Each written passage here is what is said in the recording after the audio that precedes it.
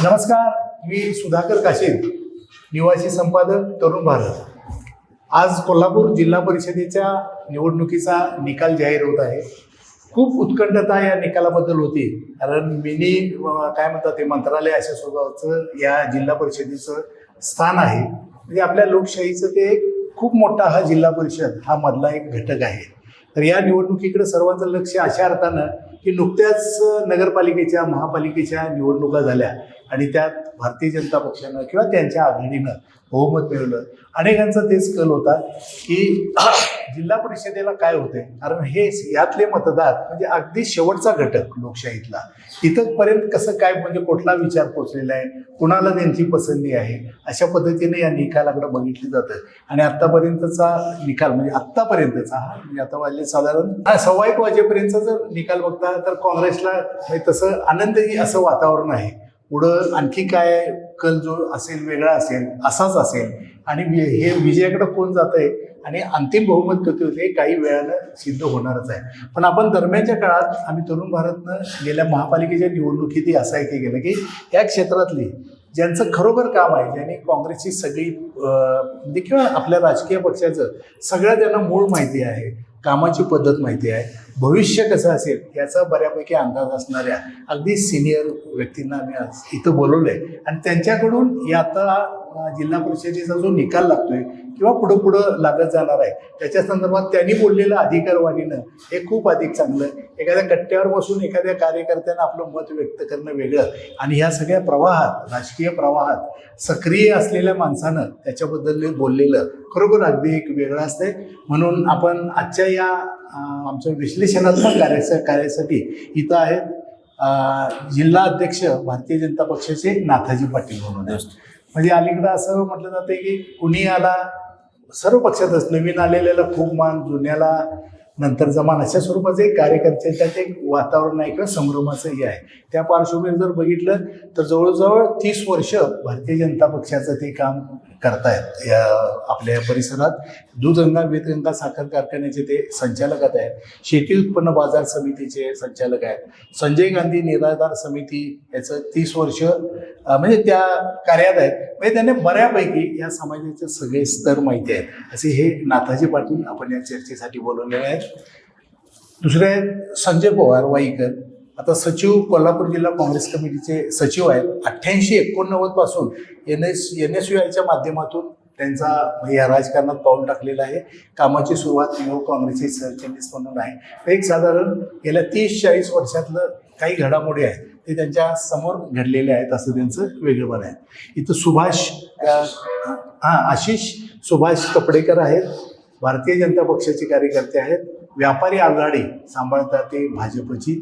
त्यानंतर शाहूपुरी मंडळाचे म्हणजे भाजपच्या शाहूपुरी मंडळाचे 7 वर्ष अध्यक्ष आहेत. कोल्हापूर महानगरचे जिल्हा चिटणीस आहेत आणि youth hostel association of India Kolhapur युनिटचे ते अध्यक्ष आहेत. याचबरोबर आता सूर्यकांत पाटील बुधियाळकर आपल्यासोबत आहेत. त्यांच्या राजकारणाचा जर हे बघितला तर एक जवळजवळ 40 ते 45 वर्षाची त्यांची ही राजकारणातली वाटचाल आहे. महाराष्ट्र प्रदेश काँग्रेसचे ते सरचिटणीस होते, ऑल इंडिया युवक काँग्रेसचे जनरल सेक्रेटरी होते. कोल्हापूर NSUI मधून त्यांनी आपल्या कारकिर्दीची सुरुवात केली आणि महाराष्ट्र युवक काँग्रेसच्या अध्यक्षपदापर्यंत जाऊन पोहोचले. केवळ राजकीय असं नव्हे तर शिवाजी विद्यापीठाची जी सिनेटच्या अगोदर स्टुडंट काउन्सिलच्या एक कामातून त्यांनी आपलं वेगळंपण दाखवलेलं आहे.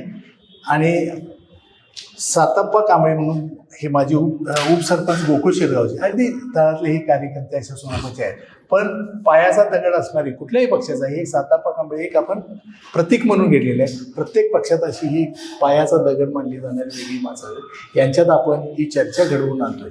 आपण कुणापासून इथं सुरुवात करूया, तुम्ही सांगा मी बोलतो, तुम्ही मग त्यानंतर बोलतो, असं करून अगदी आणि खेळीमेळी आणि याचा सगळा पॉझिटिव्ह अँगलने याचा जरी असला तर लोकांना ते आता आमच्याही ध्यानात आलेलं आहे की तुमच्या दोघात आम्ही लावायचं काहीतरी आणि तुमची भांडणं सगळ्या ह्याला दाखवायची. लोकही त्याला कंटाळे अशा पद्धतीचे तुम्ही बघा. चॅनेलचा प्रभावही कमी होत आला, हे काय बघायचं अशा स्वरूपाचं. तर आपण अगदी चांगल्या पद्धतीनं या विषयावर चर्चा करू. तुम्ही ठरवा कुणी सुरुवात करायची. नाथाजी पाटील आपण केली तरी बरोबर. नमस्कार. तरुण भारत संवाद या कार्यक्रमामध्ये आज आम्हा सर्व भारतीय जनता पार्टी असेल, काँग्रेस असेल, राष्ट्रवादी काँग्रेस असेल, अशा सर्व नेते मंडळीला बोलवून या ठिकाणी जिल्हा परिषद पंचायत समितीच्या निकालाची जी काही अपडेट आता सुरू आहे त्या संदर्भात विश्लेषणात्मक कार्यक्रम जो या ठिकाणी आयोजित केला आहे त्याबद्दल तरुण भारतच्या सर्व टीमचं मी मनापासून अभिनंदन करतो, आभार व्यक्त करतो. आणि आपल्या माध्यमातून आम्हाला आमची मतं ही जनतेपर्यंत पोहोचवता येतात त्याबद्दल खरोखरच आनंद या निमित्तानं आम्हाला वाटतो. जिल्हा परिषद पंचायत समितीच्या निवडणुकीच्या निकालाचं विश्लेषण करण्याच्या दृष्टीनं आपण या ठिकाणी सगळेजण आता बसलेलो आहोत. तर आतापर्यंत कोल्हापूर जिल्हा परिषदेमध्ये साधारणपणे 68 सदस्य निवडून जातात आणि कोल्हापूरच्या 12 पंचायत समित्यांमध्ये 136 पंचायत समितीचे सदस्य निवडून जातात. आतापर्यंत 68 जिल्हा परिषद मतदारसंघापैकी 35 जिल्हा परिषद मतदारसंघाचे निकाल आपल्या सर्वांच्या हाती आलेले आहेत आणि पंचायत समितीच्या 136 पंचायत समिती मतदारसंघापैकी 40 पंचायत समितीचे निकाल आपल्या हाती आलेले आहेत. आज हे निकाल हाती येत असताना भारतीय जनता पार्टी म्हणून विचार करताना किंवा महायुती म्हणून विचार करताना आज निश्चितपणानं भारतीय जनता पार्टीच्या 8 निकाल घोषित झाल्याचं आपल्याला दिसतं आणि महायुती म्हणून राष्ट्रवादी काँग्रेसचे साधारणपणे 12 आणि शिवसेना आमचा जो मित्रपक्ष आहे शिंदे गट यांचे साधारणपणे 8 असे 8, 8, 16 आणि 12 म्हणजे 28 निकाल हे महायुतीच्या बाजूने 28 निकालांचा कौल आतापर्यंत 35 मध्ये आमच्या बाजूने आल्याचं आम्हाला दिसून येतं. साधारणपणे हा निकाल किंवा हे कल हे महायुती म्हणून निश्चितपणानं आमच्यासाठी घोषणावह आहेत, चांगले आहेत. अजूनही याच्यामध्ये ग्रोथ होऊ शकते. 68 पैकी किमान 45 जागा या महायुतीच्या आम्ही निवडून आणू शकतो आणि महायुतीचा जिल्हा परिषदेचा अध्यक्ष बनवू शकतो अशी परिस्थिती आता निर्माण झालेली आहे. त्यामुळं कोल्हापूर जिल्ह्यातल्या सर्व मतदार बंधू भगिनींचं महायुती म्हणून, भारतीय जनता पार्टी म्हणून आभार मानावं फक्त थोडंच आहे. मग गेल्या काही निवडणुकीचा म्हणजे महापालिकेच्या निवडणुकीचा हे बघता आणि या सगळ्या आजपर्यंतच्या कारभारात जसं महानगरपालिका किंवा नगरपालिका म्हटलं की तिथल्या कारभाराबाबत कुठलाही पक्ष असो जनता संशयच घेते, कारण असे तिथल्या कामकाजाची पद्धत आहे. मला एक बुद्धिआगरजी असं मला वाटतं की कोल्हापूर जिल्हा परिषदेचा जो एकूण ठीक आहे त्यांनी त्याचा एक दर्जा राखलेला आहे, एवढ्या खालच्या पातळीवर कधी या कोल्हापूर जिल्हा परिषदेच्या कारभारावर टीका झालेली नाही आणि त्यांनी त्यांचे ते कार्यक्रम राबवत गेलेले अशा स्वरूपाचे आहेत. त्यामुळं या जिल्हा परिषदेचा जो निकाल आहे तो खूप चांगला आणि अशा पद्धतीचा अपेक्षित आहे आणि लोक त्यांचा कल या आत्ताच्या मतदानातून दाखवत आहेत. नमस्कार. तरुण भारतच्या संवादमध्ये आज या ठिकाणी दाखल होताना आमचे मित्र सुधाकर काशीद यांच्या निमंत्रणावरून मी आज या ठिकाणी उपस्थित आहे. प्राथमिक कलाबद्दल आमच्या मित्रांनी सन्मित्रांनी आज बोललेलं आहे. शक्य आहे कदाचित त्यांच्या जागा आघाडी सध्या दिसत आहेत त्यांच्या मित्रपक्षाची, पण काँग्रेसनं महापालिकेच्या निवडणुकीमध्ये सर्वात मोठा पक्ष अशा पद्धतीनं आज 34 जागा आणि मित्रपक्षांची 1 जागा मिळून 35 जागा मिळवून एक आश्वासक अशी महापालिकेच्या निवडणुकीत आम्ही सुरुवात केली.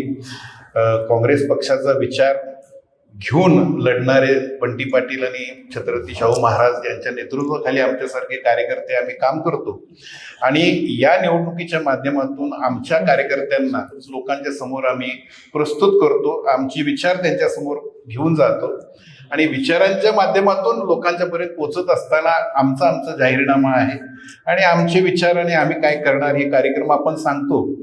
लोकांना आता अंतिमतः ते कितपत रुजतात आणि काय होतात ते आपल्याला काही काळातच कळणार आहे. परंतु मला विश्वास आहे की ह्या जिल्हा परिषद आणि पंचायत समितीच्या सुद्धा निवडणुकीमध्ये काँग्रेस पक्ष आश्वासक अशी चांगली यश मिळवेल असा मला विश्वास आहे. सूर्यकांतजी, प्रश्न एक असा म्हणजे महापालिकेच्या निवडणुकीच्या निमित्ताने म्हणा किंवा त्याच्या अगोदर काही निवडणुकीच्या निमित्ताने म्हणा, एक कार्यकर्त्यात जुना नवा अशा पद्धतीची एक दरी निर्माण झालेली आहे की आज सुधाकर काशीद कालपर्यंत कधी या पक्षात नव्हते. आमच्या नाथाजी पाटील आपल्यासाठी हा प्रश्न मुद्दाम विचारतो मी आणि आज आला तोपर्यंत उमेदवारी त्याला दिली आणि आम्ही वर्षानुवर्ष इथं झिजतोय. जास्त आपल्या बाबतीत काय दिसायला लागलं की कारण सत्तेवरची स्थानं आपल्याकडे आहेत. काँग्रेसलाही त्याच्या पद्धतीने टीका झाली. या मगाशी मी आणि संजय पवार बोलत होतो, असं जाणवलं की एक 4 ते 5 ज्या जागा बहुमतासाठी आल्या असत्या तर काँग्रेसचं कोल्हापूरच्या महापालिकेत बहुमत झालं होतं अशी स्थिती होती. आणि तिथं जो निकाल लागले त्या मतदारसंघात ते असे या नव्या जुन्यातूनच लागलेला आहे.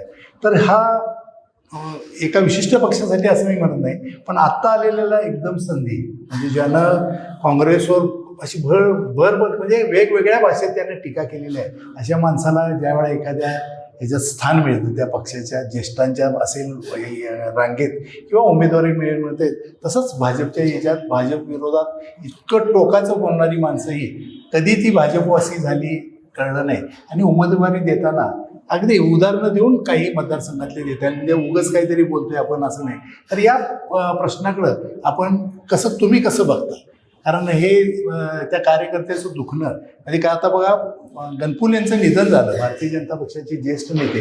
लोक आपण त्यांना भाजपचे नव्हे असं म्हणून नये, जनसंघ म्हणजे कोल्हापुरात होता आणि पुरोगामी एक शहर होतं, शेतकरी कामगार पक्षाचं इथं नेतृत्व असायचं. त्यामुळं भाजपला किंवा जनसंघाला कुठं इकडं तिकडं असं शिरकाव करायलाही संधी इथं कोल्हापुरात मिळत नव्हती. त्या काळात त्या माणसांनी पक्ष जगवला. अगदी सांगायचं झालं तर त्यांना कुठल्या समितीवरही कधी शासकीय समितीवर आता सत्तेवर आल्यानंतर स्थान मिळालं नाही. तशी स्थिती काही काँग्रेस पक्षातल्या कार्यकर्त्यांची आहे. तर या प्रश्नांना तुम्ही कसं बघता? भारतीय जनता पार्टीच्या या आत्तापर्यंतच्या यशामध्ये आमचे ज्येष्ठ नेते कैलासवासी सुभाष वोरा साहेब, बाबा देसाई साहेब आणि नुकतंच निधन झालेले गणपुले साहेब, त्यानंतर जगो कुलकर्णी, बरोबर, गोपाळराव माने, कर्नल शंकरराव निकम, अशा सगळ्यांची नावं यामध्ये घेता येतील. त्यांच्या सर्वांच्या बोटाला धरून आमच्यासारखी माणसं या राजकारणामध्ये आली. निश्चितपणानं त्यांचा त्याग, त्यांचं समर्पण आणि त्यांनी केलेल्या भारतीय जनता पार्टीची विचारधारा ही या जिल्ह्यामध्ये रुजण्यासाठी निश्चितपणानं कारणीभूत ठरली असं मला या निमित्तानं म्हणावं लागेल. आजच्या या तरुण भारत संवादमध्ये त्यांचं स्मरण होणार नाही असं काही होणार नाही. काल आपण महापालिकेची निवडणूक झाली, महापालिकेमध्ये महापौर भारतीय जनता पार्टीच्या रूपाराणी निकम झाल्या. त्यानंतर वर्तमानपत्रातल्या भारतीय जनता पार्टीच्या आपण सगळ्या जाहिराती जर बघितल्या तर निश्चितपणानं या जाहिरातीमध्ये ज्यांनी पायाचा दगड म्हणून भारतीय जनता पार्टीसाठी काम केलं अशा सगळ्यांचं स्मरण आम्ही त्या जाहिरातीमध्ये केलं. अगदी पूर्वीचे कोल्हापूर शहराचे माजी अध्यक्ष प्राध्यापक विजयराव देसाई यांचं सुद्धा छायाचित्र आम्ही त्या जाहिरातीमध्ये छापलंय. त्यामुळे त्यांचं स्मरण हे निश्चितपणानं या सगळ्या प्रक्रियेमध्ये होताना आम्हाला बरं वाटतं, कारण त्यांच्यामुळंच आज भारतीय जनता पार्टी आत्ताच्या या यशोशिखरावर पोचली असं म्हणावं लागतं. आता गणपुलेंच्या बाबतीत मगाशी तुम्ही म्हटलात की ते परवा वारले आणि त्याच दिवशी त्यांची महापौर पदाची निवड झाली. खरं तर गणपुलेंसारख्या समर्पण भावनेनं काम करणाऱ्या कार्यकर्त्यांना भारतीय जनता पार्टीचा महापौर होणं ही आमच्या सगळ्यांच्या दृष्टीनं श्रद्धांजलीच म्हणावी लागेल. त्यांचं स्मरण हे आमच्या दृष्टीनं अत्यंत महत्त्वाचं आहे. आता झाला दुसरा प्रश्न आपण असा विचारला की या सगळ्या प्रक्रियेमध्ये नवा जुना वाद, नवीन आलेल्या संधी, जुन्यांना नाकारलं जाणं, तर भारतीय जनता पार्टीमध्ये असं कधीही होताना दिसत नाही. भारतीय जनता पार्टीच्या निष्ठावान कार्यकर्त्याला ही चांगल्या पद्धतीचा सन्मान दिला जातो.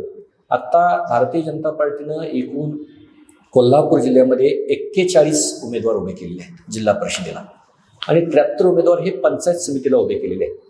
आणि या 41 आणि 73 मध्ये बहुतांशी ठिकाणी जुन्या नव्यांचा मेळ घालून त्यांचा समतोल साधून त्यांना आम्ही सर्वांनी उमेदवारी दिली. तुम्ही राधानगरी तालुक्यात जर बघितलं तर राधानगरी तालुक्यात 5 जिल्हा परिषद आणि 10 पंचायत समितीच्या सगळ्या ठिकाणी आपण साधारणपणे एकूण 5 आणि 10 15 उमेदवारांमध्ये किमान 10 लोकांना आपण सगळ्या जुन्या उमेदवारांना उमेदवारी दिली.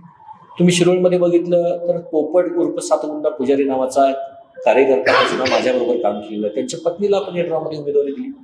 अशा अनेक उदाहरणं आपल्याला देता येतील की जी भारतीय जनता पार्टीमध्ये वर्षानुवर्ष काम करणारी मंडळी आहेत त्यांना उमेदवारी दिलेली आहेत. म्हणजे जुन्या नव्यांचा मेळ घालून ह्या उमेदवारी आम्ही दिलेल्या आहेत. त्यामुळे कुणीही नाराज असण्याचं किंवा कुणीही यामध्ये नाराजी व्यक्त करण्याचं काही कारण झालेलं नाही. तुम्ही आता काँग्रेसचं पालिका निवडणुकीचा जो निकाल लागलेला आहे, भारतीय जनता पक्षानं पहिल्यांदा कोल्हापूर महापालिकेवर आपला ध्वज फडकवलेला आहे. तर पण जर बहुमताचा आकडेवारीचा हे आहे हे आलं म्हणता ते निसटलेलं आहे काँग्रेसच्या हातातून, अशी परिस्थिती आहे. एक 5 ते 6 ठिकाणी जर या जुन्या कार्यकर्त्यांचा म्हणजे आपण यात जर तर बोलायला लागलोय तर चित्र वेगळं दिसलं असं एक हे होतं. आणि निकालात किंवा निवडणुकीच्या काळात ते दिसलेले आहे की जुना सोडून किंवा एखाद्या मतदारसंघात सूर्यकांत पाटील बुदियाळकर निवडून येणार अशी खात्री असली देखील त्यांना मतदारसंघ बदलून त्यांचा बदलला जाणे किंवा ते येऊ नयेत म्हणून अशा पद्धतीनं वेगळ्या पद्धतीनं प्रयत्न करणे सगळ्या पक्षात असं होतं. पण मला जाणवलेलं कोल्हापूर महापालिकेच्या निवडणुकीत की जेणेकरून 4 ते 5 सीटा आणखी येऊ शकले असे होते, हे आपल्यालाही मान्य करावं लागेल अशी परिस्थिती होती. तर अशा परिस्थितीत आपण वजनदार माणूस आहे, वजनदार अशा अर्थाने की सगळं बघितलेलं आहे तुम्ही प्रवास, तुम्ही नवीन आलाय आणि कोणाला शिकवायला लागलाय असं नाही आहे. तर काय अशा बाबतीत आपलं काय भूमिका असेल?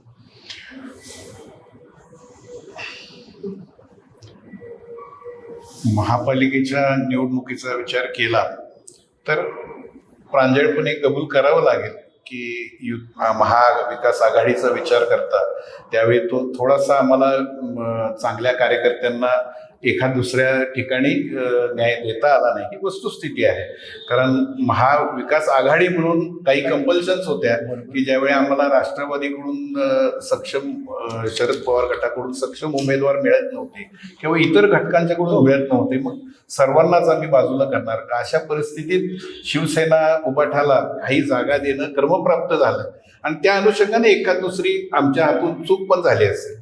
पण ढोबळ मानानं मी 100% सांगतो की लोकांचा विचाराचा कल हा काँग्रेस पक्षाच्या बाजूने होता. आता स्थानिक पातळीवर ज्या आपल्या ह्या निवडणुका होतात महापालिका किंवा जिल्हा परिषद, इथं काही प्रमाणामध्ये व्यक्तींचा सुद्धा समावेश आहे. आता नाथाजीराव सुद्धा कबूल करतील की त्यांच्या पक्षामध्ये निवडून आलेले किंवा राष्ट्रवादी हा काही मूळ दुसरं काही नव्हता, राष्ट्रवादीतले असतील किंवा भाजपमध्ये काही गेलेले असतील, शिंदे सेनेतले असतील, हे सर्व मूळ काँग्रेसवासीच आहेत, मूळचे काँग्रेसच्या विचारातले होते. काही निमित्तानं काही कारणास्तव आज त्यांनी पक्ष बदल केला असेल, सत्तेचं गणित असेल, संधी मिळण्यासाठी म्हणून गेले असतील, कोणत्याही कारणानं गेले असतील, तर माणसं ही आपल्यापैकीच होती आणि काही ठिकाणी आमच्या चुका झाल्या हे मान्य प्रांजळपणे करतो. एका दुसरं गणित चांगलं झालं असतं आम्हाला यश 100% मिळालं असतं. तर आज जिल्हा परिषदच्या निवडणुकीला सामोरं जाताना छत्रपती शाहू महाराज बंटी पटेल साहेब यांच्या नेतृत्वाखाली आम्ही ज्या लोकांना तिकीटे दिली उमेदवारी, त्या ठिकाणी थोडासा एक सक्षमतेचा पण एक विचार येतो. चांगला कार्यकर्ता ही एक जरूर भावना आहे, पण काही ठिकाणी आजकाल जे निवडणुकांचं एक यंत्रमंत्र झालेलं आहे त्याच्यामध्ये काही ठिकाणी सक्षमता बघितली जाते, एखाद दुसऱ्यावर अन्याय झाला असू शकेल, पण आमच्या पक्षात शक्यतो बाहेरून येणाऱ्याला संधी मिळाली असं अपवादात्मक कुठेतरी घडलं असेल. अन्यथा काँग्रेसनं जी उमेदवारी दिली या पक्षाच्या बरोबर राहिलेल्या आणि चांगलं काम केलेल्या कार्यकर्त्यांनाच आम्ही उमेदवारी दिलेली आहे आणि काय जो निकाल येईल तो आपण पाहूया आता येणार का. इथं भारतीय जनता पक्षाच्या व्यापारी आघाडीचे जिल्हाध्यक्ष आशिष सुभाष कपडेकर आहेत. माझा स्पेसिफिक त्यांना प्रश्न असा नाही, पण एक पक्षातला एक महत्त्वाचा घटक त्यात पुन्हा व्यापारी आघाडीचे आपण म्हणून असं विचारावं वाटतं की पूर्वी निवडणुकीला उभा राहताना तुमचा बायोडेटा महत्त्वाचा ठरत होता, पण आता अगदी सगळ्या पक्षात एक शेवटचा प्रश्न असा होता की तुम्ही या निवडणुकीत किती खर्च करू शकाल. तर हा प्रश्न काय संदेश समाजाला देऊन जातोय किंवा एखाद्या कार्यकर्त्याला देऊन जातोय याच्यावरचं आपलं तुम्ही मत सांगा. नमस्कार. तुम्ही म्हणताय ते आहे तसाच परिस्थिती थोडीशी झालेली आहे की खर्च, पण एकंदरीत परिस्थिती पाहता तो विषयाच तसा गरजेचा वाटतो की खर्च होणे, तुमचं पॅम्पलेट्स असतील किंवा प्रचार असेल. आता आपलं सांगायला हरकत नाही, जेवणावळी वगैरे सुद्धा पण लोकांचे हे होतात, त्यामुळं ह्या गोष्टी आहेत आता म्हणजे व्हायला लागलेत किंवा हा ट्रेंडच झालेला आहे असं म्हणावं लागेल. असा जर ट्रेंड झाला तर सामान्य कार्यकर्त्यांनी किंवा खूप काम चांगलं करतोय पण निवडणुकीत खर्च करायला पैसा नसेल अशी माणसांचं काय होईल किंवा अशा कार्यकर्त्यांचं काय होईल? जो खरोखर सक्षम कार्यकर्ता आहे त्याला पक्ष मदत करून ते सुद्धा आपण उमेदवारी देऊन ती सीट सुद्धा निवडून आलेली आहे. तसं काय अगदीच फक्त पैशावरच चालते असं काही नाही आहे. जे कार्य केलेलं आहे त्याला सुद्धा न्याय मिळालेला आहे. आणि या सगळ्या ह्याच्यात एक पाकिट संस्कृती नावाचा एक प्रकाराची खूप चर्चा झाली की ती अन्याय करणारी एखादा चांगला कार्यकर्ता निवडून आला असला तरीही तुम्ही किती वाटले म्हणून जर त्याला एखादा माणूस प्रश्न विचारत आहे तर त्याच्या कार्याचा अपमान झाला असं कान साहेब तुम्हाला नाही वाटत? 100% ही जी नवीन संस्कृती आली आहे ती लोकशाहीला घातक आहे असं माझं प्रामाणिक व्यक्तिशः मत आहे. कारण पूर्वीच्या काळामध्ये मी नाथाजीरावांच्या पक्षातले सुद्धा कार्यकर्ते मला माहीत आहेत. मी आवर्जून उल्लेख करतो, आमचे दापके सर, मी NSOAचं काम करत होतो त्यावेळी दापके सर माझ्याकडे यायचे, माझ्या थिएटरमध्ये येऊन अभाविपसाठी 5,000ची पावती घेऊन जायचे.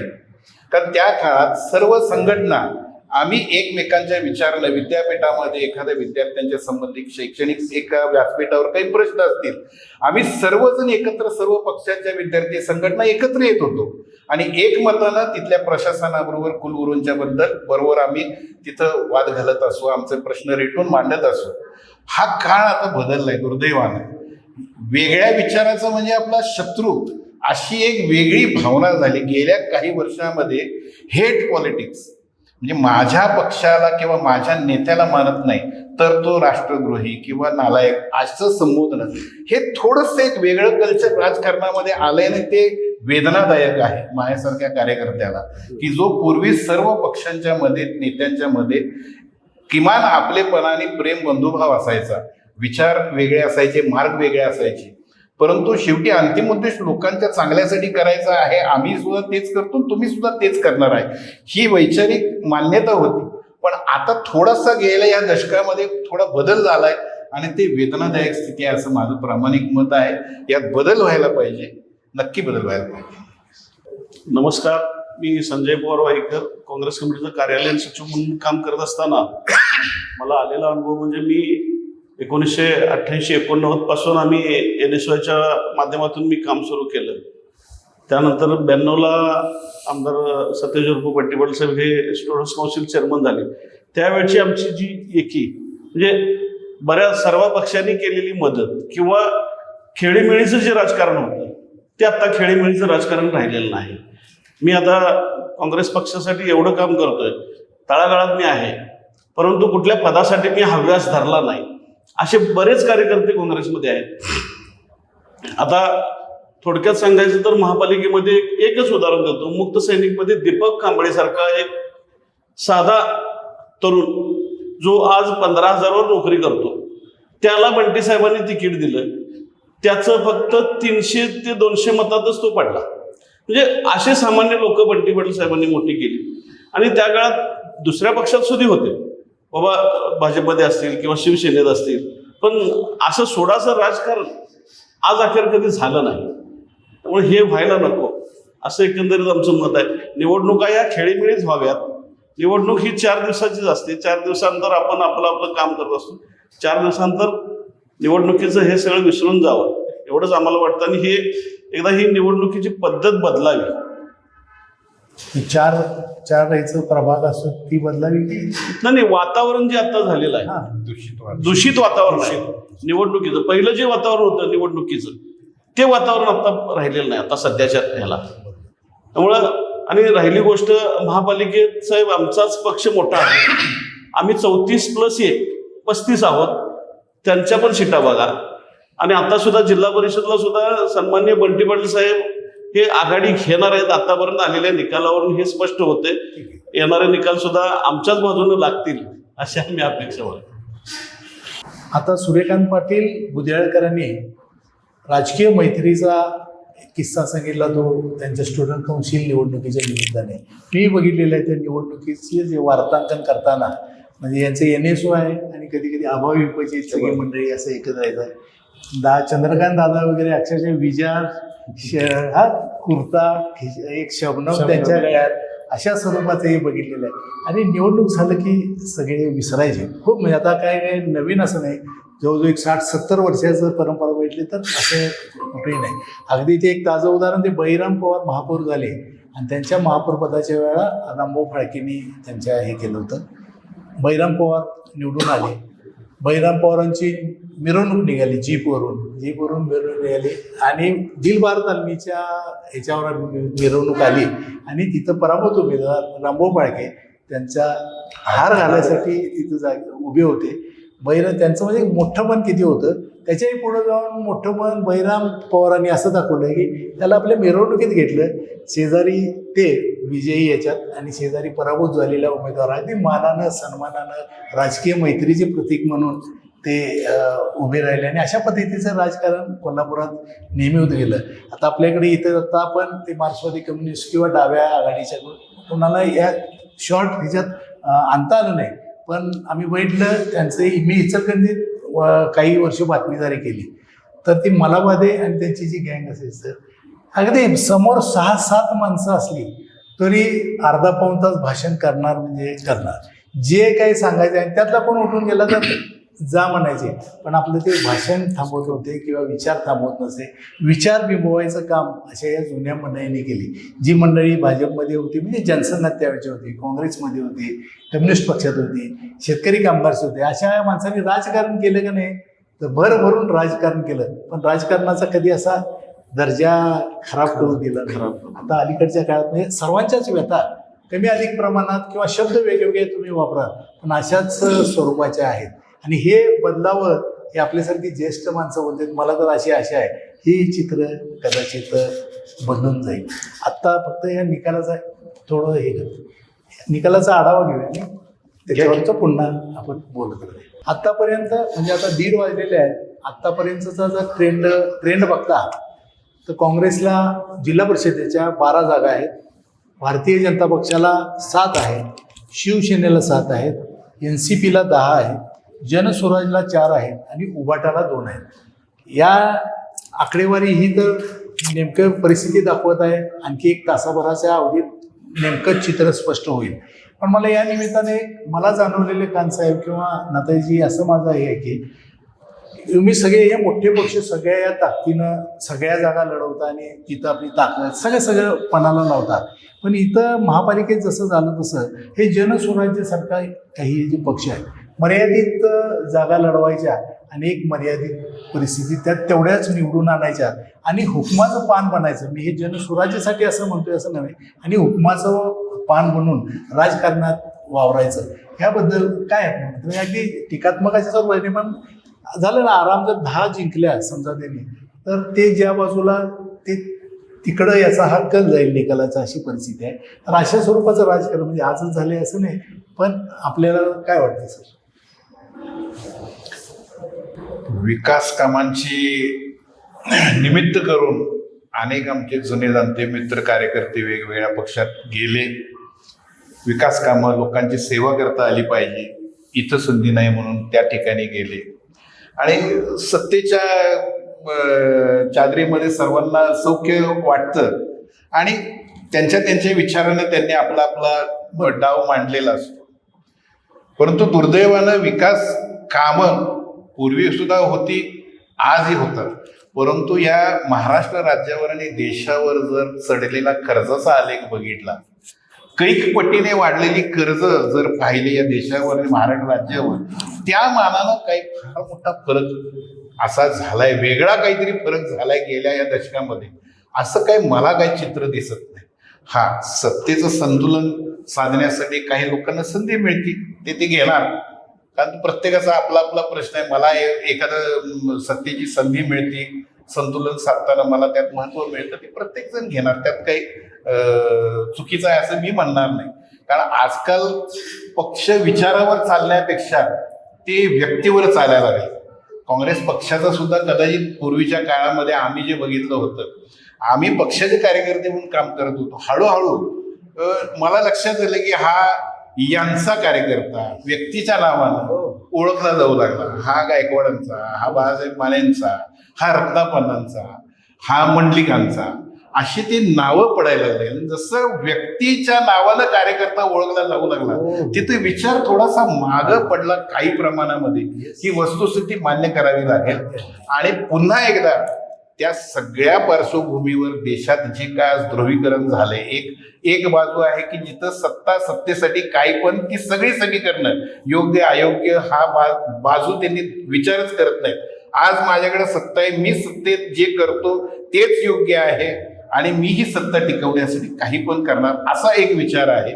आणि आमच्यासारखा पक्ष राहुल गांधींच्या नेतृत्वाखाली जिथं काम करताना पुन्हा एकदा लोकशाहीची बोज जिवंत राहावी, विरोधी पक्षाला संपवायला चाललेला सत्ताधारी पक्ष लोकशाहीला घातक आहे. मग विरोधी पक्ष जिवंत राहावी, विरोधी बाजू जिवंत राहिली नाही तर लोकशाही संपणार. मग या लोकशाहीची बूज राखण्यासाठी राहुल गांधी या देशामध्ये एकाकी ही लढाई त्यांनी करत आहे आणि कोल्हापूर जिल्ह्यामध्ये बंटी पाटलांच्या नेतृत्वाखाली आम्ही सर्वजण या लढाईमध्ये राहुल गांधींच्या नेतृत्वाखाली आम्ही काम करतोय, लोकशाहीची बूज राखण्यासाठी, संविधानाची बूज राखण्यासाठी आणि या देशातला विचारण्याचा हक्क, स्वातंत्र्य जिवंत ठेवण्यासाठी आम्ही ही लढाई लढतोय. आणि कदाचित आता या प्राथमिक अंदाजावरून दिसतंय की महायुतीला जरासं महायुतीचं बळ वाढलेलं आहे असं दिसतंय. तरी सुद्धा काँग्रेस पक्ष आज एक नंबरचा पक्ष आहे. आणि जे गेलेत आज महापालिकेमध्ये सुद्धा जर ते 45-46 आकडा बघितला त्यातले पूर्वाश्रमीचे काँग्रेसवासीच अर्धे अधिक असतील. एक भाजपने एक घोषणा केली होती, मला आठवतंय, काँग्रेस मुक्त भारत. पण मला वस्तुस्थिती अशी दिसायला लागली आहे की ती काँग्रेसयुक्त भाजप झाली आणि मूळचे भाजपची जी लोक आहेत ते कुठं दिसेल असे झालेत. मी ज्यावेळी जरासा मोठा होत गेलो, मला आठवतंय बाळासाहेब भोसले जिल्हाध्यक्ष असायचे किंवा बाबा देसाई होते किंवा आमचे केरबा चौगले असायची, राजाराम शिंपुडे सारखे कार्यकर्ता असायचे. ही माणसंच कुठे दिसणं झाले. आजकाल ते 1-2-3 जाधव आणि अशी काही 2-3 आहेत, तरुण मंडळी आहेत आणि ते म्हणजे पक्ष किंवा एखादा आमच्यातनं तिकडं गेलेला नेता तो म्हणजे पक्ष, अशी अवस्था आज भारतीय जनता पक्षाची आहे. आणि आज शिवसेना शिंदे गट हा काही मूळचा पक्ष नाही आहे, उभाटातनं त्यातनं बाजूला झाला आणि त्या पक्षात आज आमच्यातलेच अनेक कार्यकर्ते आणि नेते त्या ठिकाणी गेलेले आहेत. त्यामुळे आता विचारांची बोज राहून काम करणारे कुठले आता पक्ष इथं राहिलेले नाहीत. एक आमचा एकमेव पक्ष आहे. पूर्वी आम्ही लोक म्हणायचे पार्टी विथ डिफरन्स असं भाजपबद्दल बोललं जायचं की पार्टी विथ डिफरन्स, ते आपल्या तत्वाहून प्रिन्सिपल सोडून हटत नाहीत. पण अटल बिहारी वाजपेयी आणि आडवाणींचा भाजप आम्हाला आज तरी कुठे दिसत नाही. नाथाजीराव आज इथं आहेत, ते आमच्या जुन्या काळातले भाजपची कूच धरणारे आहेत हे मला मान्य आहे. परंतु ज्या नेतृत्व करतात पक्षाचं ते कुठं आज त्या विचारांच्या लढाईमध्ये पार्टीमध्ये डिफरन्सच्या वैचारिक बैठकीतली काय दिसत नाहीये. आणि ती पुन्हा लढाई आम्ही लढतोय. आम्ही सुद्धा कुठेतरी कमजोर झालो, पुन्हा त्या विचारांची बैठक मांडणारे कार्यकर्ते निर्माण करावेत. तरुण पिढी काही लोकांच्या प्रभावाखाली बघलेली आहे. खास करून मला जाणवतंय की या पश्चिम महाराष्ट्रामध्ये, दक्षिण महाराष्ट्रामध्ये 11वी 12वी FY SY TY या वयोगटातील तरुणांना दिशाभूल करून, त्यांचा बुद्धिभेद करून त्यांना वेगवेगळे कुठं गडकोट किल्ले संवर्धन वगैरे असे दाखवायचं, पण त्यांचा बुद्धिभेद करून शिवाजी महाराजांचं नाव घेऊन शिवाजी महाराजांच्या शाहू फुले आंबेडकरांच्या विचारापासून लांब नेण्याचं काम या जिल्ह्यात झालंय. खूप दुर्दैवी आहे. आणि कोल्हापूरला समतेची नगरी म्हणून शाहूराजांनी विकासाची नगरी म्हणून ओळख करून दिली होती. या ठिकाणी सुद्धा जातीय तेढ, धार्मिक तेढ निर्माण झाली. याच्यासारखं दुर्दैव काही नाही. पण आम्ही पुन्हा छत्रपती शाहू महाराज, बंटी पाटील यांच्या नेतृत्वाखाली पुन्हा या कोल्हापूरची जी जुनी ओळख आहे, एकमेकांच्या सौहार्दमय सामाजिक सलोखा आणि समता ह्या तत्वांना घेऊन पुन्हा आम्ही त्या नवीन पिढीला आपल्या बाजूला आणण्याचा प्रयत्न करू. आणि येणारा काळ संघर्षाचा जरी असला तरी तो आमच्यासाठी नक्कीच हे आव्हान आम्ही पेलू हा मला विश्वास आहे. तुमच्या ग्रामीण भागात 30 वर्ष करताना काय आमच्या क्युरियोसिटी म्हणून आपण कोल्हापुरातल्या भाजप कार्यकर्त्यांची किंवा जनसंघाच्या कार्यकर्त्यांची हे पाहिलंय, पण तुम्ही ग्रामीण भागात म्हणजे अगदी रोज एकमेकाचे चेहरे बघायचे. तुम्ही 30 वर्ष कसं एक पर्सनली म्हणून विचारतो कसं ते यात सांगू का? नाही कसंही सांगा. नाही, पहिल्यांदा ह्या मग ठीक आहे, हे बोला. चहा घेता बोलू. चालतंय. आलाय आलाय.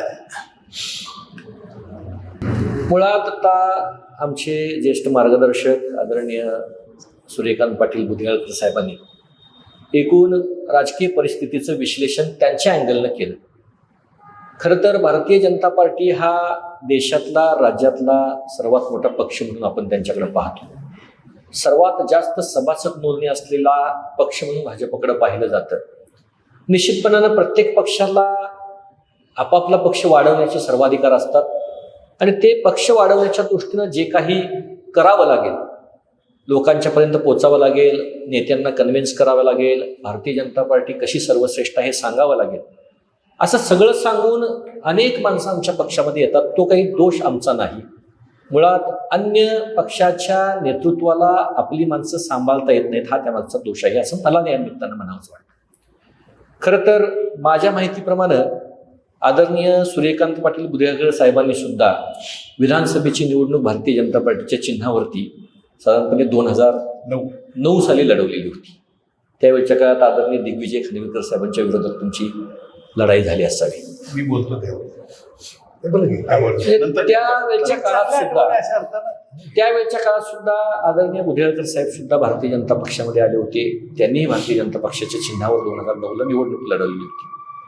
खरं तर आत्ताच्या 2014 नंतरची परिस्थिती जर बघितली तर प्रधानमंत्री नरेंद्र मोदी यांनी प्रधानमंत्री पदाचा कार्यभार घेतल्यानंतर, आदरणीय देवेंद्रजी फडणवीस यांनी मुख्यमंत्री पदाचा कार्यभार घेतल्यानंतर आणि आमच्या सर्वांचे नेते आदरणीय चंद्रकांत दादा पाटील यांनी महाराष्ट्राचं उच्च आणि तंत्रशिक्षण मंत्रिपद ते आत्ता भूषवत आहेत. परंतु 2014 ते 2019 या कालावधीमध्ये ते महसूल मंत्री होते, कृषी मंत्री होते, सहकार मंत्री होते. या सगळ्या पदांचा कार्यभार स्वीकारल्यानंतर खऱ्या अर्थानं कोल्हापूर जिल्ह्यामध्ये भारतीय जनता पार्टीची घोडदौड सुरू झाली आणि अन्य पक्षातले विविध माणसं ही भारतीय जनता पक्षामध्ये प्रवेश करती झाली. खरं तर एक विकासाचं वेगळं व्हिजन घेऊन, विकासाचा वेगळा अजेंडा घेऊन पक्ष भारतीय जनता पक्ष या जिल्ह्यामध्ये काम करतो आणि अशा परिस्थितीमध्ये अन्य लोकांना विकासाचं स्वप्न पडणं काही गैर नाही. आणि हे विकासाचं स्वप्न घेऊन मग अन्य पक्षातली अनेक मंडळी आमच्या पक्षामध्ये दाखल झाली आणि मग पर्यायानं आत्ता आपल्याला या पक्षाची ग्रोथ झालेली दिसून येते. आता आदरणीय सूर्यकांत पाटील बुधियाळकर साहेबांनी जिल्हा परिषदेच्या आत्ता सुरू असलेल्या निकालाचा संदर्भ घेतला. निश्चितपणानं आज सिंगल लार्जेस्ट पार्टी म्हणून काँग्रेस पुढे येत आहे, त्याबद्दल त्यांचं अभिनंदनच आहे. परंतु आम्ही सरकारमध्ये गेली 2.5 वर्ष एकनाथ शिंदे साहेब मुख्यमंत्री असताना आणि 1 वर्ष माननीय देवेंद्रजी मुख्यमंत्री असताना महायुती म्हणून काम करतो आहोत. आणि या महायुतीच्या एकूण रचनेमध्ये भारतीय जनता पार्टी, राष्ट्रवादी काँग्रेस अजित पवार गट, शिवसेना एकनाथ शिंदे गट, जनस्वराज्य पार्टी असे आणि त्याचबरोबर रिपाई असे छोटे मोठे पक्ष सगळे घेऊन आम्ही एकमेकाचा साथ म्हणजे सबका साथ सबका विकास या दृष्टीनं काम करतो आहोत. आणि अशा सगळ्या परिस्थितीमध्ये उद्याच्या जिल्हा परिषदेच्या निवडणुकीमध्ये हे गठबंधन निश्चितपणानं जिल्हा परिषदेच्या अध्यक्षपदावरती महायुतीचा झेंडा फडकावेल असा मला या निमित्तानं विश्वास आहे. आता मगाशी सांगितलं बुधियाळकर साहेबांनी की इथली राजकीय संस्कृती थोडीफार बिघडत चाललेली आहे. पण मला असं म्हणावं असं वाटतं की कोल्हापुरातली राजकीय संस्कृती सगळ्याच पक्षांच्या माध्यमातून ती अबाधित ठेवण्याचं, मग ती काँग्रेस पक्षाचे कार्यकर्ते असतील, भारतीय जनता पक्षाचे असतील, शिवसेनेचे असतील, राष्ट्रवादी काँग्रेसचे असतील, रिपाईवाले असतील, मगाशी तुम्ही बोलता बोलता काही डाव्या चळवळीतल्या पक्षांचा उल्लेख केला, ती मंडळी असतील, ही सगळी मंडळी इथली राजकीय संस्कृती बिघडू नये यासाठी विशेष प्रयत्न करत असतात. यामध्ये कोणत्याही कार्यकर्त्याचा किंवा कोणत्याही नेत्याचा असा हेतू नसतो की इथली राजकीय संस्कृती बिघडावी. परंतु अपवादात्मक परिस्थितीत अनावधानानं अशा काही घटना घडल्या तर त्या नेत्यांनी आपापल्या कार्यकर्त्यांना व्यवस्थित समजावून सांगितलं, व्यवस्थितरित्या त्यांची समजूत घातली तर इथली राजकीय संस्कृती अबाधित राहू शकते. मगाशी तुम्ही सांगितलं की रामभाऊ फाळके हरल्यानंतर आणि बळीराम पवार विजयी झाल्यानंतर रामभाऊ फाळकेंनी त्यांच्या मिरवणुकीमध्ये बळीराम पवारांना पुष्पहार अर्पण करण्यासाठी ते मिरवणुकीच्या वाटेवरती उभे राहिले. ही आपल्या इथली कोल्हापूरची राजकीय संस्कृती आहे. आदरणीय शाहू छत्रपती महाराज यांच्या मार्गदर्शनाखाली कोल्हापूर भूमी वसली आणि मग या सगळ्याचा परिपाक म्हणून इथली कोणत्याही पद्धतीनं राजकीय संस्कृती बिघडू नये म्हणून आम्ही देखील भारतीय जनता पार्टी म्हणून प्रयत्न करतो. ही पद्धत सर्वच पक्षांनी अवलंबलेली आहे. इथून पुढच्या काळात ती त्यांनी अवलंबावी अशी माझी माफक अपेक्षा या निमित्तानं राहील. जसं आता सन्माननीय भाजपचे जिल्हाध्यक्षांनी सांगितलं की लोक आपणहून येत आहेत, आपणहून आली का ती आणली गेली ह्याचाही त्यांनी थोडंसं परिपूर्ण अभ्यास करावा. आणि दुसरी गोष्ट मी थोडंसं विषयांतर थोडंसं होईल. परवाच्या एक 4 दिवसापूर्वी सोशल मीडियावर एक व्हिडिओ व्हायरल झाला होता संभाजी भिडे साहेबांचा. ते काय म्हणतात की तिरंगा हा राष्ट्रध्वज आमचा नाही. मग अशा याच्यावर भाजपनं बंदी घालायला पाहिजे. तिरंगा राष्ट्रध्वजाचा अपमान आहे ना हा. शिवाजी महाराजांच्या विरोधात सुद्धा वक्तव्य केली गेली, त्यावेळेस सुद्धा भाजपने शांत राहिलं. आम्ही काँग्रेस म्हणून आम्ही आघाडी घेतली त्या विरोधात, परंतु भाजपनं हे करायला पाहिजे होतं की याच्यावर थोडंसं बंधन आणणं गरजेचं होतं. मग ही अशी राजकीय संस्कृती ही तळागाळापर्यंत म्हणजे ग्रामपंचायतपर्यंत फोपवायला लागलेली आहे. म्हणजे समोरच्याला तुच्छ समजायचं हे असं व्हायला लागलं. तर ही राजकीय परिस्थिती पूर्ण बदलली पाहिजे. आणि जसं त्यांनी सांगितलं सगळ्या पक्षांनी बदलणं गरजेचं आहे. पण हे घडायला नको जे राष्ट्रध्वजाच्या बाबतीत असेल किंवा आपले छत्रपती शिवाजी महाराज असतील यांच्याबद्दल असेल, हे व्हायला नको असं मी एक सामान्य कार्यकर्ता म्हणून माझी एक माफक अपेक्षा आहे.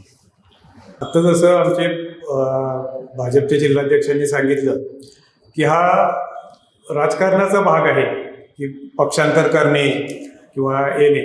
तर माझं असं म्हणणं आहे की भाजपकडे आता केंद्रात सत्ता आहे, राज्यात सत्ता आहे, महानगरपालिकेत आमचा महापौर बसला आहे. आता निकाल पाहता जिल्हा परिषदचा अध्यक्ष सुद्धा आमचा भाजपचा किंवा महायुतीचा म्हणता येईल होईल. तर सर्वच राजकीय पक्षातील सर्वच म्हणताना पण पदाधिकाऱ्यांची किंवा नेत्यांची इच्छा असते की सत्तेत आपण असावं. काही लोकांना सत्तेशिवाय जमत नाही, त्यामुळे ती उड्या मारण्यासाठी येतातच. त्याबद्दल जे माझं तर म्हणणं असं आहे की ज्या पक्षातून येतात त्यांनी आत्मचिंतन करावं की ती का आपले सोडून जातात किंवा आपली सत्ता यावी अशा पद्धतीने पण प्रयत्न करावे असं वाटतंय. पण आता साधारण 2 वाजता आपण जिल्हा परिषदचा निकाल पाहता महायुतीच्या संख्याबळ जास्त आहे, त्यामुळं जिल्हा परिषदचा अध्यक्ष महायुतीचाच होईल असं मला वाटतं. आत्ताच आमचे सन्मित्र नाथाजीरावांनी एक उल्लेख केला की 2009च्या वेळी मी भारतीय जनता पक्षामध्ये निवडणूक लढवली. वस्तुस्थिती आहे साधारणपणे 1993ला मी अखिल भारतीय युवक काँग्रेसचा सरचिटणीस झाल्यानंतर, त्यातून बाजूला झाल्यानंतर पक्षामध्ये मला सुयोग्य संधी मिळाली नव्हती. एक 11 वर्षाचा कालावधी गेला आणि गडकरी साहेबांची माझी एके ठिकाणी भेट झाली आणि गडकरी साहेब मला म्हटले की तुमच्यासारखा कार्यकर्ता मला माझ्या पक्षात यावा. भय्यू महाराजांच्या आश्रमामध्ये भेट झाली, हे सुद्धा सांगतो, इंदोरमध्ये. आणि मग तुमच्यासारख्या कार्यकर्त्यानं माझ्या पक्षात यावं, तुम्हाला एक सुयोग्य संधी मिळेल. थोडासा विचार केला, त्यांनी सांगितलं अरे तुमच्या आणि आमच्यात काय फरक नाही, तुमचाही राष्ट्रीय पक्ष आहे, माझाही राष्ट्रीय पक्ष आहे आणि जनकल्याणाचं उद्दिष्ट आहे. त्या अनुषंगानं काही वेळा मग तिथंच मला गडकरी साहेब मुंडे साहेबांच्याकडे घेऊन गेले आणि मुंडे साहेबांनी म्हटले आत्ताच्या आत्ता तू पक्ष प्रवेश कर. मी म्हटलं नाही, मला माझी भूमिका काहीतरी मांडावी लागेल. मी कोल्हापुरात जाईन आणि कोल्हापुरात मी माझी भूमिका मांडेन आणि त्यावेळी मी मांडलेली भूमिका पुन्हा उद्घोषित करतो की जन्मल्यापासून 2ऱ्या पिढीत मी काँग्रेसचा कार्यकर्ता आहे. एका वैचारिक चळवळीतून मी मोठा झालेला मुशीतनं कार्यकर्ता होतो, पण सध्या मला काँग्रेस पक्षामध्ये काही जबाबदारी माझ्यासाठी उपयुक्त नाही असं मला जाणवतंय आणि इथून मला निमंत्रण आलंय. काँग्रेस पक्षाच्या कारकिर्दीमध्ये मला अनेक चांगल्या आणि मोठमोठ्या लोकांचा संसर्ग झाला, त्यांच्याकडून शिकायला मिळालं, त्यांच्याकडून माझं व्यक्तिमत्व समृद्ध झालं. त्याबद्दल मी काँग्रेस पक्षाचे ऋण मानून आज माझ्याकडे काही तिथं भूमिका नाही, म्हणून गडकरी साहेबांच्या निमंत्रणाचा स्वीकार करून मी तिथं आलो होतो. परंतु दुर्दैवानं तोच नेमका असा काळ झाला की जिथं भारतीय जनता पक्षामध्ये वैचारिक स्थित्यंतर व्हायला लागली. ज्या विचारानं मला त्यांनी तिथं घेतलं त्यावेळी चंद्रकांत दादा इथं जिल्ह्यामध्ये प्रमुख होते आणि मी त्यांना सांगितलं दादांचं नेतृत्व म्हणून मी जिल्ह्यात काम करेन. दादांनी मला विधानसभेची निवडणुकीचा आग्रह केला मी म्हटलं बहुजन समाजाचा माणूस पाहिजे, खानविलकर साहेबांना विचारूया, ते शांत बसलेले आहेत. खानविलकर साहेब नाही म्हटले. मग चंद्रकांत बोंद्रेंना विचारा म्हटलं, चंद्रकांत बोंद्रे नाही म्हटले. मुन्ना महाडिक होते, ते म्हणले मी अपक्ष उभारणार, मी भाजपचं तिकीट घेणार नाही म्हटले, भाजपचं लेबल घेणार नाही, मी अपक्ष उभारणार म्हटले. आणि पर्यायानं कोण नाही, तुम्ही आता उभा राहा असं मला आग्रह झाला आणि मी उभारलो. पण दुर्दैव असं झालं, प्रचारामध्ये प्रामाणिक कार्यकर्त्याप्रमाणे मी पळालो आणि बरोबर 8 दिवस अगोदर जिल्ह्यातल्या नेतृत्वानं पलटी खाल्ली. भारतीय जनता पक्ष आणि शिवसेनेच्या लोकांनी अशी भूमिका घेतली की माझा कार्यकर्ता निवडून येणार नाही आणि मग मुन्ना महाडकांना पाठिंबा देऊया, असं त्यावेळी चित्र झालं. आणि सर्व ज्या ज्या ठिकाणी म्हणून माझ्या बैठका घेतल्या, अगदी संघाच्या बैठका असतील, ब्राह्मण सभेच्या बैठका असतील, खेडोपाडी माझ्या झालेल्या बैठका असतील, प्रत्येक ठिकाणी जाऊन त्यांनी ती भूमिका घेतली की आता आपला उमेदवार निवडून येणार नाही. ही जी वैचारिक मोठी फारकत होती, तिथं मला वेदना झाल्या आणि मी 6 महिने लगेच पक्ष सोडून स्वघरी आलो. इथं बाबा कदाचित आपल्यासारख्या कार्यकर्त्याची स्वीकृती होणार नाही, त्यांचं त्यांना लखला कोणतीही टीका न करतात. त्यावेळी सुद्धा बाहेर जाताना सुद्धा, काँग्रेसमधून बाहेर जाताना सुद्धा मी कोणाबद्दल काही आक्षेप घेतला नाही. भारतीय जनता पक्षातून माझ्या स्वघरी आलो, मी तिथं कोणावर काही आक्षेप घेतला नाही. गडकरी साहेबांनी नंतर 4 वेळा विचारलं, एक शब्दानं मला बोलला नाहीस तू, असं का केलंस? मी म्हटलं नाही साहेब, तुम्ही राष्ट्रीय लेवलवर गेलाय, मी गल्लीत काम करणारा कोल्हापूर जिल्ह्यात आहे, इथल्या नेतृत्वाला मी नको असेल तर मी आपला राहतो बाजूला. त्यानंतर पुन्हा सक्रिय व्हायला मला ती माझी जी पिछेहाट झालेली 10 वर्ष गेली आणि मग बंडी साहेबांच्या नेतृत्वाखाली 2021 साली मला पुन्हा त्यांनी सक्रिय राजकारणात बोलावून घेतलं आणि माझ्याकडे जबाबदाऱ्या दिल्या. अशी ती थोडीशी पूर्वपीठी काय मुद्दाम नाथाजीरावने बोलले म्हणून ती आठवण मी मुद्दाम सांगितली. तरुण भारत संवादच्या वतीनं आज कोल्हापूर जिल्हा परिषदेचे जे निवडणुकीचे निकाल आहेत, म्हणजे या वेळेपर्यंत आणि 3 वाजेपर्यंत तो पाया धरून आज इथं चर्चा झाली. इथं सूर्यकांत पाटील बुधियाळकर, नाथाजी पाटील आहेत, आशिष कपडेकर आहेत आणि संजय पवार आहेत. यांनी त्यांच्या पक्षाचं किंवा जिल्ह्याचं राजकारण, राज्याचं राजकारण त्यांनी पाहिलेलं आहे, अनुभवलेलं आहे. अशी मंडळींनी इथं येऊन आपली मतं व्यक्त केली. आपल्या मताशी जरूर ते ठाम होते, पण कधीही म्हणजे एकमेकाचं मत फोडून काढायचा प्रयत्न ते बोलत असताना केले. अतिशय चांगली माहिती या निमित्तानं अंतरंग वेगवेगळ्या पक्षाचं, त्या राजकारणाच्या त्या कालखंडाचं सगळं अंतरंग आज या निमित्तानं पुढं झालं. तर तुम्ही सर्वजण या चर्चासत्रासाठी आला, सर्वांचे तरुण भारतच्या वतीने आभार. धन्यवाद.